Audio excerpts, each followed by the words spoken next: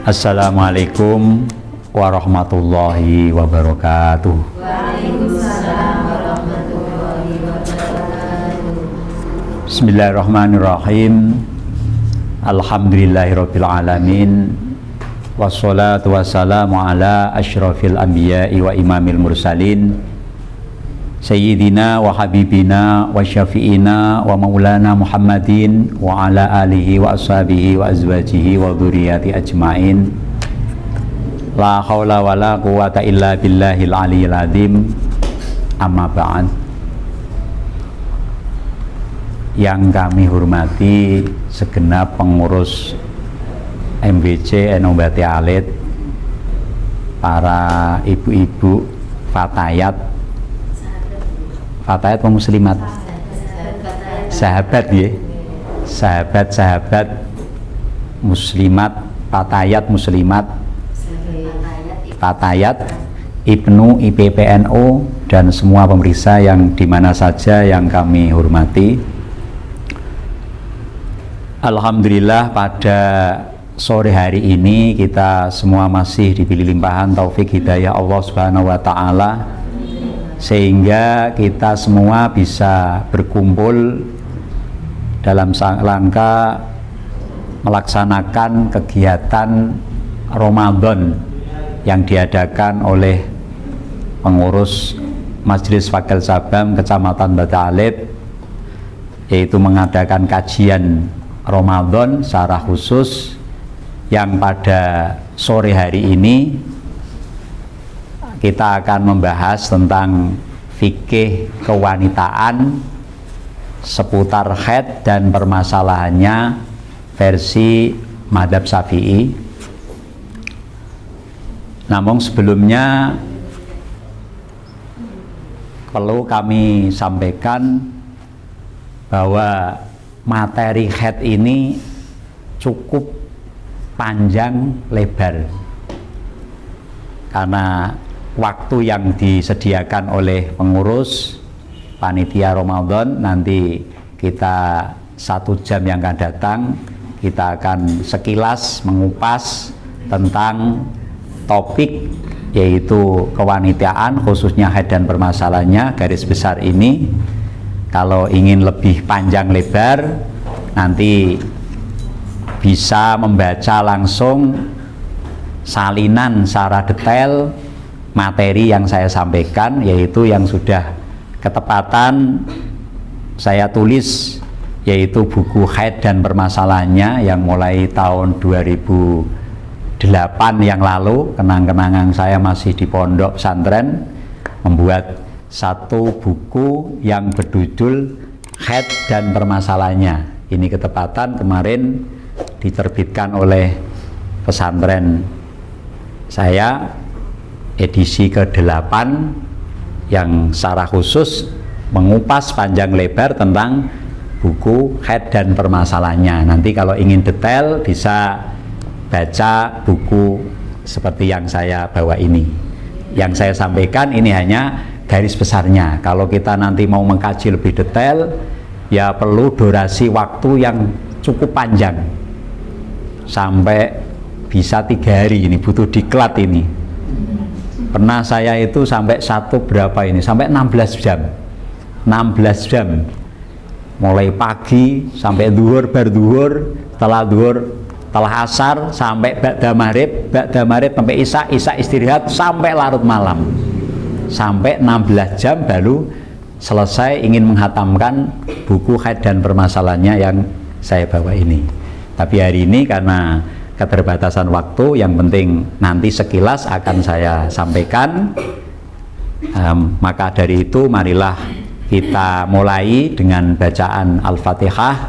Semoga menjadikan berkahnya majelis yang kita pada sore hari ini. Ala hadiniyah Al-Fatihah. A'udzubillahi minasyaitonirrajim. Bismillahirrahmanirrahim.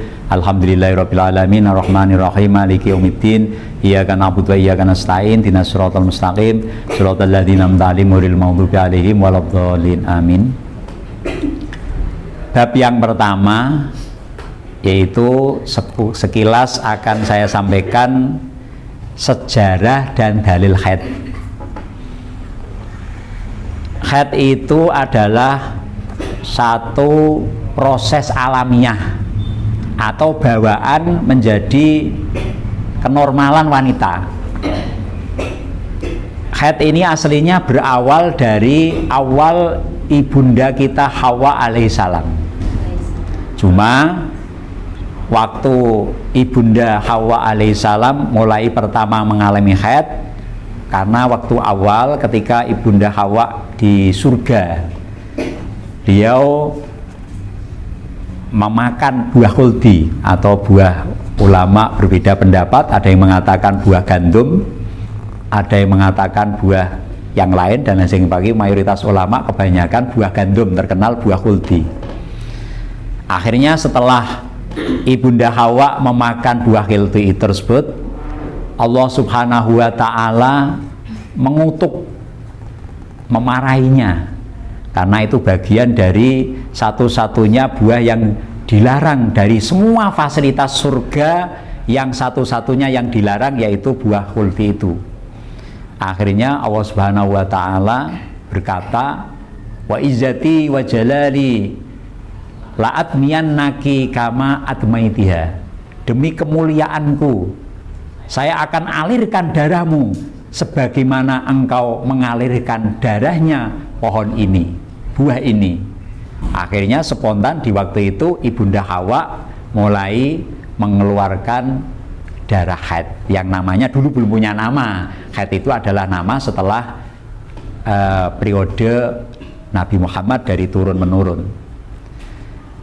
Hukum haid ini mulai menjadi pembahasan, yaitu mulai Nabi Muhammad SAW. Berarti sebelum nabi-nabi sebelumnya tidak menjadi masalah, tidak ada hubungan dengan ibadah mereka, tidak ada hubungan dengan aktivitas sehari-hari mereka, karena itu adalah siklus alami yang dialami sebagaimana wanita kencing, berak, atau apa itu kan bagian dari proses alami bawaan dari tubuh yang ada di dalam organ wanita ini.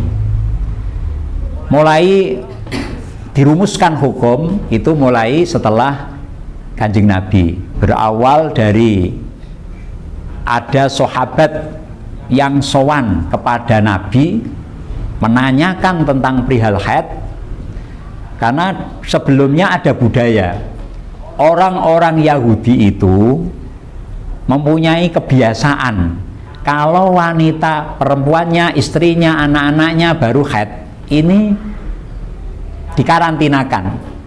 Cara bahasanya sekarang ya apa itu? Ya dari karantina kan, kayak kena virus ya. Ditempatkan tempat yang sendiri, tidak diajak makan bersama, tidak diajak tidur bersama. Nah, ini adalah justru apa? Menghilangkan nilai-nilai kemanusiaan, yaitu harkat martabat wanita sangat apa? Tercoreng. Karena apa? Budaya ini, yaitu orang Yahudi ketika istri-istrinya, anak-anaknya dengan haid ini dikarantinakan, karena mereka menganggap bahwa wanita yang haid ini membawa sial, karena terbawa oleh mitos dulu ibunda Hawa itu awal mengalami haid karena kutukan Allah Ta'ala.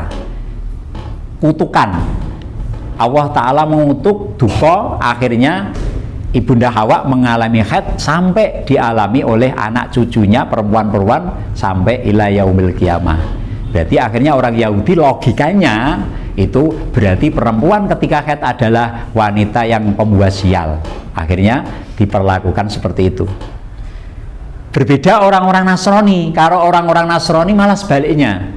Wanita ketika istri-istrinya ketika haid diperlakukan sama sebagaimana wanita yang tidak haid. Istrinya tetap digauli, dikumpuli sebagaimana keadaan seperti keadaan suci. Nah, ini ada budaya kedua kelompok besar agama Yahudi Nasrani inilah yang melatar belakangi sahabat menanyakan tentang haid kepada Rasulullah. Akhirnya turun ayat wa yas'alunaka 'anil mahid qul huwa adzam fa'tazilun nisa fil mahid. Katakan Muhammad, qul huwa yas'alunaka 'anil mahid, orang-orang ahli Mekah bertanya kepada kamu. Katakan Muhammad tentang masalah haid, menanyakan tentang masalah haid. Katakan Muhammad bahwa haid adalah kotoran. Maka tinggalkanlah, hindarilah wanita yang sedang mengalami haid. Dari ayat ini yang dikehendaki adalah ketika wanita haid ini adalah tidak boleh dikumpuli saja. Artinya perempuan masih diperlakukan apa adanya, dijak makan bersama, jak tidur bersama. Yang dilarang adalah dikumpuli atau disetubui. Tapi ternyata dari zaman dulu, zaman sekarang itu banyak orang ngaji dengan siapapun termasuk Kanjeng Nabi, itu banyak juga ada yang masih gagal paham. Ada sebagian sahabat yang gagal paham, memahami ayat itu, akhirnya dia memperlakukan istrinya, oh berarti Kanjeng Nabi ini syariatnya sama orang Yahudi. Yaitu apa? Yaitu perempuan ini diperlakukan, dikarantinakan, ditempatkan yang sendiri, tidak diajak makan bersama, tidak ada itu bersama. Ada sebab seperti itu. Terungkap ketika ada sahabat yang matur lagi kepada Nabi, ya Rasulullah, saya tidak kuat. Saya sudah beberapa hari ini istri saya adalah keadaan haid. Kami tidak kuat. Artinya istrinya sampai disendirikan, pakaiannya sendiri, pakaiannya saja sendiri, butuh pakaian yang ini dan lain sebagainya. Akhirnya Kanjeng Nabi menyampaikan, yang saya prelarang itu adalah mengumpulinya atau menggaulinya. Untuk yang lain tetap masih aktivitas biasa. Berarti dari dulu tetap ada sahabat yang gagal paham memahami dawuh-dawuhnya Rasulullah.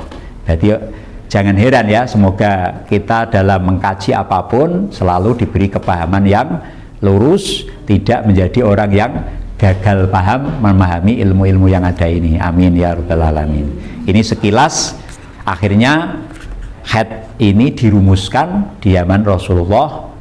Nah, walaupun waktu itu belum terlalu detail, terus mulai periode para ulama dirumuskan haid ini sedemikian muka, akhirnya ada rumusan-rumusan fikih yang secara khusus membahas tentang haid ini. Nah, ini termasuk buku yang saya buat ini adalah nukil atau mengambil referensi-referensi dari banyak kitab-kitab mazhab Syafi'i yang merumuskan tentang haid perspektif mazhab Syafi'i yang ada pada di depan saya ini.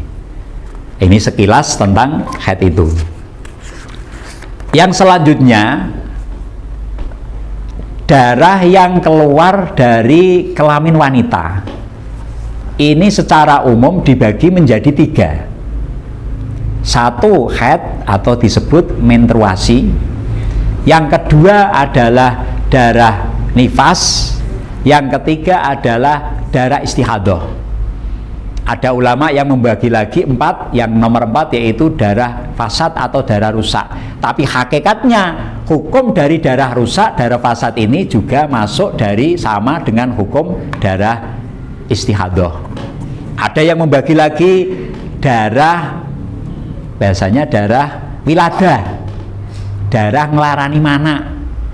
Tapi secara umum darah wiladah ini juga masuk dari darah nifas atau ada yang masuk darah haid itu sendiri. Berarti di buku saya mengambil yang lebih simpel bahwa darah yang keluar dari kelamin wanita adalah tak lepas dari 3 darah ini, yaitu pertama darah haid, yang kedua darah nifas, yang ketiga darah istihadah. Ketiga ini ada letak kesamaan, segi warna sama. Warna darah ini secara mazhab Syafi'i ini ada 5. Warnanya sama, haid, istihadah, nifas warnanya sama, yaitu satu warnanya hitam, ada yang merah, ada yang merah semu kuning atau oranye, ada yang kuning, ada yang kuning semu putih atau bahasa Jawa ini butek. Ini warna darah. Kalau tidak merupakan salah satu dari warna darah 5 ini, berarti tidak merupakan darah. Bisa keputihan. Memang perempuan ini unik ya, gerban yang satu dilewati bermacam-macam ya, darah sudah 3, terus ada keputihan. Nah, nanti di sini ada di buku saya, keputihan secara fikih itu masuk apa? Ada madi, ada mani, ada wadi, ada air kencing, gerbangnya sama tapi mempunyai hukum yang berbeda-beda. Haid mempunyai ketentuan hukum. Ketika orang itu dinyatakan positif haid, berarti dia wajib meninggalkan larangan-larangan haid. Di sini ada semua, termasuk sholat, termasuk puasa, termasuk bersenggama, dikumpuli dan lain sebagainya. Di sini ada semua larangan-larangan wanita haid, termasuk sama larangan wanita-wanita nifas. Ketika dihukumi positif istihadah, berarti hukumnya seperti orang yang suci, tetap wajib sholat, tetap wajib puasa, bahkan boleh dikumpuli walaupun keluar darah, tapi secara fikih darah itu kategori darah istihadah. Ini yang sulit untuk membedakan.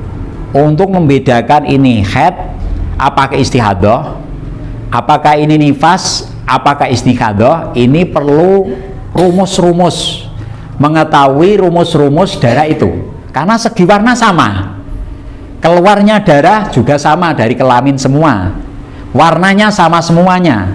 Yang membedakan yaitu ada beberapa hal-hal yang membedakan. Kalau untuk membedakan antara haid yang nifas, itu kalau nifas yaitu ciri khasnya adalah keluar setelah melahirkan. Setelah melahirkan. Kalau tidak setelah melahirkan, berarti ada kemungkinan darah ini darah haid atau darah istihadah haid, atau tadi darah yang rusak, darah fasad yang hukumnya juga sama seperti darah istihadah. Untuk mengetahui haid, satu harus tahu definisinya. Haid adalah darah yang keluar dari kelamin wanita yang umurnya, perempuan yang minimal umurnya 9 tahun minimal, kurang 16 hari, kurang sedikit. Berarti minimal 16 hari kurang 9 tahun, kurang 16 hari, kurang sedikit. Artinya 16 harinya tidak genap walaupun kurang 1 detik. Tapi ini pakainya hijriah semua. Keluar dari kelamin wanita, keadaan sehat, tidak karena penyakit, tidak setelah melahirkan. Ini adalah definisi dari haid itu. Terus untuk mengetahui ini haid juga satu definisi, yang kedua ada kriteria-kriteria. Satu, berarti tadi saya sampaikan patokan umur, yaitu minimal umur 9 tahun kurang 16 hari kurang sedikit. Yang kedua, ada batas minimal, ada batas maksimal. Minimal dikatakan darah ini haid harus memenuhi minimal darah haid itu. Minimalnya adalah 1 hari 1 malam, yaitu yang dimaksud kadar 24 jam. Nah, 24 jam itu ada kalanya secara terus menerus. Contoh, mulai jam 5 sore mulai keluar, tancap terus sampai jam 5 sore lagi. Berarti ini 1 hari 1 malam, 24 jam ditempuh 1 hari 1 malam minimal. Ada kalanya 24 jam ini ditempuh dalam beberapa hari, yang penting masih dalam naungan 15 hari. Contoh, tanggal 1 itu keluar darah hanya 3 jam terus selesai, tidak keluar. Berarti mampetnya belum mewajibkan mandi, karena belum dikatakan haid, masih awal distatuskan darah rusak, hukumnya seperti darah istihadah. Berarti belum mewajibkan mandi. Kan yang mewajibkan mandi kan mampet dari haid, mampet dari nifas, itu kan belum, karena baru 3 jam. Setelah berapa hari berikutnya keluar lagi, hari kedua 4 jam, mampet belum mandi, mewajibkan mandi lagi, baru 7 jam. Terus setelah itu mampet, terus keluar lagi hari berikutnya 20 jam umpama. Berarti kalau dihitung berarti 4, 3, 7 tambah 20, 27 jam. Berarti mampetnya mewajibkan mandi dalam durasi 3 hari atau 4 hari. Pokoknya dalam naungan 15 hari. Ini harus dikawal terus, anggap saja ini tamu. Cara mengawalnya ya harus diteliti. Untuk mengetahui darah ini keluar atau tidak, ini harus dicek di TKP-nya. TKP-nya, sampean yang tahu sendiri ya, yaitu tempatnya yaitu ketika wanita ini duduk jongkok, ini kelihatan ditutul dengan kapas yang kecil, terus ditutul di dalam itu jongkok ya, nih kono jongkok. Kalau di situ ada bercik-bercik salah satu dari warna darah tadi 5, berarti dianggap masih keluar. Kalau ditutul ini sudah tidak ada, atau mungkin hanya basah-basah, atau hanya putih-putih, atau hanya air bening, berarti ini dianggap sudah berhenti. Artinya ketika wanita mengalami haid ini harus sering mengecek TKP-nya, total ya. Kapasnya yang kecil aja, jangan terlalu nikono. Saya tahu, karena istri saya itu kadang-kadang ngetoki kapas kecil-kecil itu loh. Untuk apa itu ya? Kiambai paham nih kanggo nilai ngecek ketika haid atau tidak, masih keluar atau tidak, seperti itu. Berarti darah haid satu harus ada minimal 24 jam. 24 jam ada kalanya secara terus-menerus, ada kalanya kadang keluar, kadang tidak. Yang penting masih dalam naungan 15 hari. Itu haid semua. Contoh ini, ada orang keluar darah tanggal 1 keluar 10 jam. Terus tidak keluar.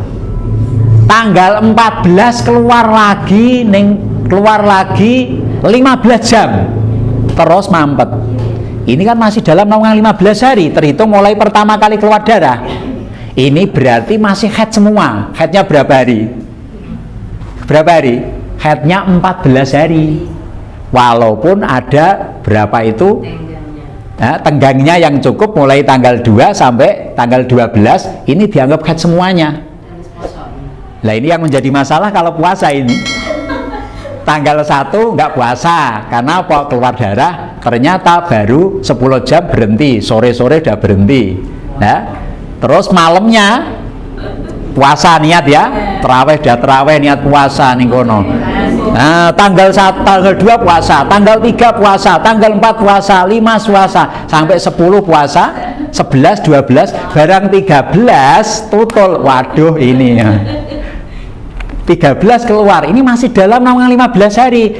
Yang awal 10 jam, yang ini 14 jam, berarti kan ada 24 jam. Ini haid semuanya, berarti puasanya mulai tanggal 2 sampai tanggal 12 tidak sah. Walaupun kenyataannya suci, kan totalan kan buri. Totalannya buri. Nah ini kalau kita ngikuti komitmen miturut kaul yang kuat, yaitu kaul namanya di buku ini namanya kaul sahab, yang mengatakan ini dihukumi haid semuanya, baik keluar atau tidak.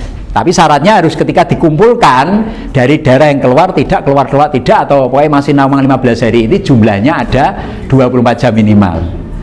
Kalau miturut kaul yang lemah, ini yang haid hanya yang keluar saja. Berarti ini yang belakang ini berarti aman puasanya ya. Kira-kira ingin ikut kaul yang mana ini? Kaul kuat atau kaul dhaif? Yang kuat saja ya. Oh, kuat saja. Kalau kaul dhaif, besok kalau masuk surga yang sengane kaul dhaif ya surganya di bawah dawa ya. Jangan tanya. Nah, kalau seperti itu, biasanya haid yang tidak normal seperti itu biasanya kalau faktor-faktor KB. Saya ngajar ketika di pondok itu sering saya tanya anak-anak pondok itu haidnya rata-rata ya 5 hari, 7 hari, normal rata-rata. Mungkin nih mbak-mbak ini udah nikah belum? Oh mungkin masih normal ini masih. Non saya bukan ibu-ibu. Nah ini karena faktor kena KB. Ini kadang-kadang haidnya itu nggak normal. Kadang-kadang malah 1 tahun tidak keluar sama sekali, 2 tahun, 3 tahun, KB-nya beberapa tahun, kadang keluarnya wancep terus, malah melebihi 15 hari, akhirnya terjadi istiadah. Ada kalanya kadang keluar, kadang tidak, nanti keluar dan lain sebagainya. Bahasanya karpe dewe, karpe dewe malah. Kenormalannya sudah berbeda ini. Nah seperti itu, apalagi terkena KB ini. Kira-kira ketika ada perempuan keluar darah selama 20 hari, berapa haidnya? Berapa haidnya? 15 hari. 15 hari. Wah, 100. Selama di sini dalam mukadimah buku saya ini paling saya singgung. Inilah yang menjadi salah paham dari kebanyakan wanita-wanita yang belum pernah ngaji haid secara khusus.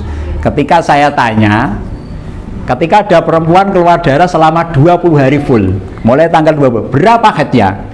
Jawabannya serentak mesti 15 hari, yang 5 hari adalah istihadah. Alasannya apa? Loh, maksimalnya haid itu kan 15 hari. Oh betul, haid paling sedikit paling 1 hari 1 malam atau 24 jam, umumnya 7 atau 6 hari.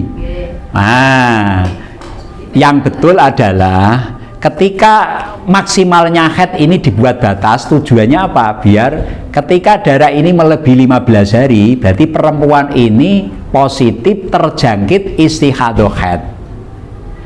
Artinya di situ ada darah haid, ada darah istihadahnya di situ. Terjadi kombinasi darah yang keluar yang melebihi 15 hari, contoh 20 hari, ada sebagian yang haid, ada sebagian yang istihadah. Tapi tidak bisa dipastikan langsung 15 hari. Untuk mengetahui berapa haidnya, berapa istihadah harus pakai rumus yang ada di sini. Nanti di sini diterangkan status orang yang istihadah atau orang yang keluar darah melebihi, tidak setelah melahirkan kok keluar darah melebihi 15 hari. Ini modelnya ada 7, hukumnya berbeda-beda. Secara umum sebagian haid, sebagian istihadah. Kalau setelah melahirkan keluar darah melebihi 60 hari, karena maksimalnya nifas adalah 60 hari, maka dia terjangkit istihadah nifas. Di situ ada 3 darah, sebagian haid, sebagian nifas, sebagian istihadah. Jangan dihukumi, berarti 60 hari ini darahnya nifas, selebihnya darah ini. Ini juga salah lagi.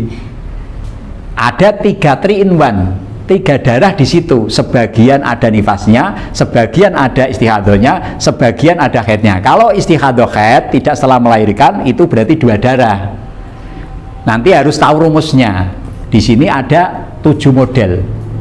Nanti statusnya ada kalanya di sini ada istilahnya mubtadi'ah mumayyizah. Mubtadi'ah itu orang yang baru pertama kali, belum pernah mengalami haid perdana, darah langsung keluar melebihi 15 hari. Itu namanya mubtadi'ah. Terus melebihi 15 hari itu ada kalanya darahnya sama semua, merah-merah semua, mulai tanggal 1 sampai tanggal 20 umpama merah-merah semua, total cak hasilnya sama, merah terus. Namanya nanti mubtadi'ah ghairu mumayyizah, haidnya 1 hari 1 malam, selebihnya istihadah semuanya. Jangan 15 hari. Kalau statusnya nanti mubtadi'ah tadi ghairu mumayyizah, yaitu orang pertama kali langsung belum pernah ngalami ya haid, pertama kali perdana langsung melebihi 15 hari, ternyata darahnya sama. Atau darahnya tidak sama, ternyata oh saya 20 hari, yang 5 hari darahnya hitam, mulai tanggal 6 saya tutul ganti mulai merah sampai tanggal ke-20, namanya nanti mubtadi'ah mumayyizah. Haidnya berapa? Berarti yang darah kuatnya yaitu darah hitamnya, berarti 5 hari haid, yang 15 hari adalah istihadah. Loh, ini contoh, jangan langsung 15 hari haid terus selebihnya istihadah. Nah, di sini di buku ini ada semuanya, ini ada rumusnya 7 model dari wanita yang mengalami istihadah dalam haid ini. Ya. Berarti darahnya segi warna sama. Terus tadi kriteria haid. Yang pertama umur, yang kedua adalah durasi waktunya minimal harus ada 24 jam. Nah, terus yang ketiga darah itu tidak melebihi 15 hari maksimalnya haid. Sebab kalau melebihi 15 hari ini berarti tadi saya sampaikan perempuan ini terjangkit istihadah haid. Berarti darahnya sebagian ada darah haid, sebagian ada darah istihadah. Untuk mengetahui berapa haid istihadah harus tahu rumus, di sini ada semuanya. Terus yang ketiga, keluarnya di waktu yang imkan haid, waktu yang memungkinkan haid, yaitu sebelumnya perempuan ini sudah suci minimal 15 hari. Berarti ketika darah ini bisa dikatakan positif haid kalau memang darah yang keluar ini sebelumnya dicatat dari haid yang paling terakhir ini sudah sucinya sudah 15 hari. Karena paling sedikit minimalnya wanita ini suci adalah 15 hari, yang memisah antara haid 1 dengan haid yang lain. Contoh orang ini haid mampet 3 hari, terus sucinya mencapai minimal 15 hari, terus baru keluar darah lagi. Berarti darah ini keluar di waktu yang imkan haid. Nah, imkan haid. Beda kalau 3 hari keluar darah, terus baru 12 hari. Baru 12 hari, kan belum ada 15 hari. Keluar darah. Ini darah ini belum bisa dikatakan haid. Kenapa? Belum sucinya, belum ada 15 hari. Darah ini namanya darah rusak, jenisnya istihadah. Berarti ketika keluar darah, dia tetap wajib sholat ini. 3 hari keluar darah mampet. Mampetnya mewajibkan mandi karena dia haid ya, 3 hari full umpama. Setelah itu suci, dia sholat, puasa, dan lain sebagainya. Sebaru 12 hari dia keluar darah. Ini berarti ketika keluar darah statusnya darah fasad rusak, jenisnya istihadah. Berarti tetap sholat, tetap puasa, boleh dikumpuli istri suaminya, luar biasa. Tetap sholat. Cuma sholatnya orang yang istihadah itu ada tata caranya di sini. Ada tata caranya di sini. Sholatnya istihadah ketika sholatnya yaitu ketika waktu sholat masuk. Waktu sholat masuk mau duhur dah tung duhur, mulai ritualnya orang sholatnya wudunya orang yang terjangkit istihadah. Awal dibersihkan kelaminnya, dicebokin. Setelah dicebokin disumpel, tidak cukup diblebet ya. Kalau pembalut itu sifatnya hanya membalut saja. Kalau nyumpel berarti ada cucuknya yang masuk. Tahu cucuknya ya, masuk itu. Harus kecuali kalau puasa. Kalau puasa enggak boleh disumpel. Karena apa? Nanti membatalkan puasa. Atau karena sakit. Wah ini kalau saya sumpel sumuk ya. Karena darahnya terlalu banter. Akhirnya rasanya terlalu kesakitan. Jadi cukup dibalut. Kalau enggak seperti kondisi 2 tadi berarti wajib disumpel, blebet. Terus wudunya di sini ada caranya. Nawaitul wudu'a listibahati sholati fardholillahi ta'ala. Jangan nawaitul wudu'a lirafil hadas, karena hadasnya masih jalan ini. Wudunya darurat. Saya niat wudu agar diperbolehkan sholat karena fardu krana Allah Ta'ala. Di sini ada semua. Setelah wudu segera untuk melaksanakan sholat, jangan ditunda-tunda. Harus segera. Kecuali karena sholatnya ditunda karena faktor karena mau memakai menutup aurat, anak ada adzan, mendengarkan iqomah atau menunggu jamaah. Karena kalau tidak faktor itu berarti nanti kembali kepada mengulangi lagi. Setelah disumpel blebet wudu ternyata ketemu temannya, assalamualaikum, waalaikumsalam, jagom sedilu, ya sakit sholat baleni neh, buka lagi ritual tadi seperti tadi. Harus segera setelah itu lelek sholat, kecuali faktor yang saya sampaikan tadi. Itu ritualnya orang yang terjangkit istihadah, sholatnya seperti itu. Kalau tidak seperti itu berarti tidak sah sholatnya. Ini aturan yang telah ditetapkan oleh fikih dalam madhab Syafi'i yang semuanya terangkum dalam buku ini. Kembali lagi yaitu ketika tadi sebelum 15 hari perempuan sudah keluar darah, itu kan tetap wajib sholat. Tadi caranya seperti itu sampai genap 15 hari. Tadi sucinya baru berapa? 12 hari, bisanya genap 15 berarti tambah 3 hari. 3 hari ini keluar darah dihukumi seperti istihadah. Setelah 3 hari baru dia bisa dihukumi haid yang kedua. Haid pertama 3 hari suci, tidak keluar darah 12 hari. 3 hari walaupun keluar darah tapi dihukumi istihadah, hukumnya suci.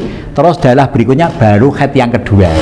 Ketentuan wanita mengalami haid baru berlaku setelah genap 15 hari tadi.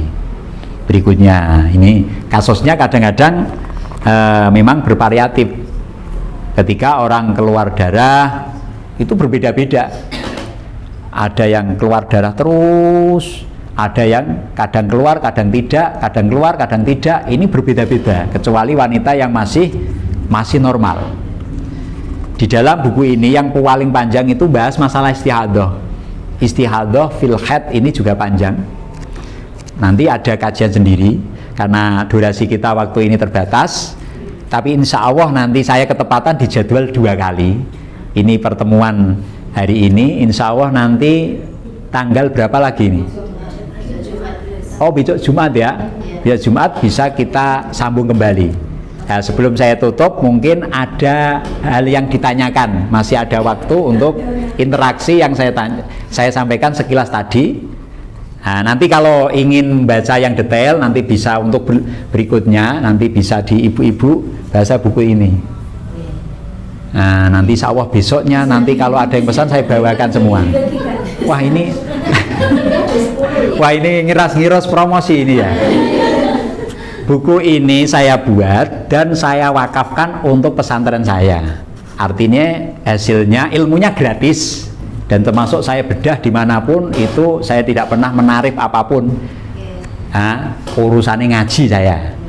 Nah, buku ini diterbitkan oleh pondok, pesantren dan hasilnya untuk kegiatan. Nah, berarti kalau ingin ambil buku ini ya ganti sodakoh, gantinya buku ini untuk pesantren, yaitu 30.000. Ini penerbit langsung di penerbit dari penerbit di Jogja sana. Makanya harganya agak lumayan, ya diniati untuk bantu kegiatan. Saya juga ingin juga bantu kok. Saya ilmunya gratis saya sampaikan kemana-mana, saya tidak pernah jual ilmu. Ilmunya gratis, ngaji ya ngaji. Tapi urusan buku ini berhubung diterbitkan oleh pesantren, ya berarti nanti bisa ganti.